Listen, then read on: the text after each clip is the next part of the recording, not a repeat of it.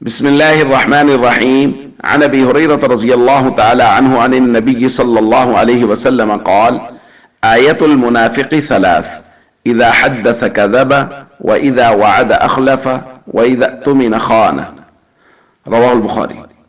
نبی کریم صلی اللہ علیہ وسلم نے ارشاد فرمایا منافق کی تین علامتیں ہیں. نمبر ایک، جب بات کرے جھوٹ بولے. نمبر دو، جب وعدہ کرے تو وعدہ خلافی کرے. نمبر تین، جب اس کے پاس امانت رکھی جائے تو وہ خیانت کرے. دوستو، اس روایت میں جو لفظ منافق ہے اس سے مراد ہے نفاق عملی، کہ جو شخص ان عادتوں میں سے اس میں کوئی عادت ہے، وعدہ خلافی کی ہے، جھوٹ بولنے کی ہے، امانت میں خیانت کی ہے، تو وہ عملی طور پر منافق ہے. اس کے کام منافقوں جیسے ہیں، اس کا عمل منافقوں جیسا ہے، یہ کہا جا رہا ہے. اور دوسری روایت میں حضور نے چار چیزیں بیان کی کہ جس کے اندر یہ چار عادتیں یعنی میں سے کوئی ایک ہے. چار ہیں تو حضور نے فرمایا اربع من کن فی کان منافقا خالصا. چار ہے تو وہ خالص منافق، یعنی اس میں بہت زیادہ نفاق عملی کی علامات پائی جا رہی ہیں. اور اگر ان میں سے کوئی ایک ہے تو پھر نفاق کے ایک شعبے پر وہ ضرور ہے، حتی یدعھا، یہاں تک کہ وہ اس خصلت اور عادت کو چھوڑ دے. ان میں سے وہی سب سے پہلے ذکر کی وَإِذَا اؤْتُمِنَ خَانَ، امانت رکھی جائے تو خیانت کرے. وَإِذَا حَدَّثَ كَذَبَ، بات کرے تو جھوٹ بولے.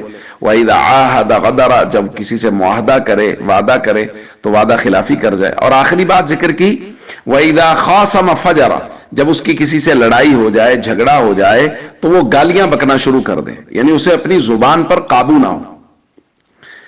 تو دوستو، یہ ہیں منافق کی کچھ علامات جو نبی کریم صلی اللہ علیہ وسلم نے بیان فرمائی ہیں. ان کی تفصیلات اپنی اپنی جگہ پہ آئے گی.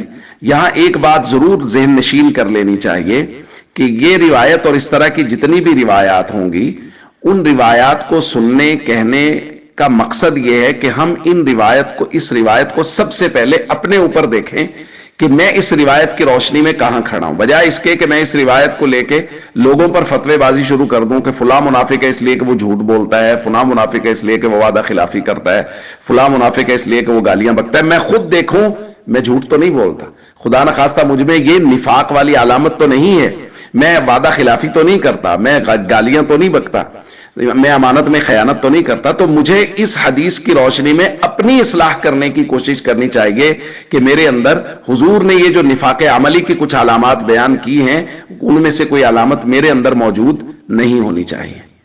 السلام علیکم ورحمۃ اللہ وبرکاتہ.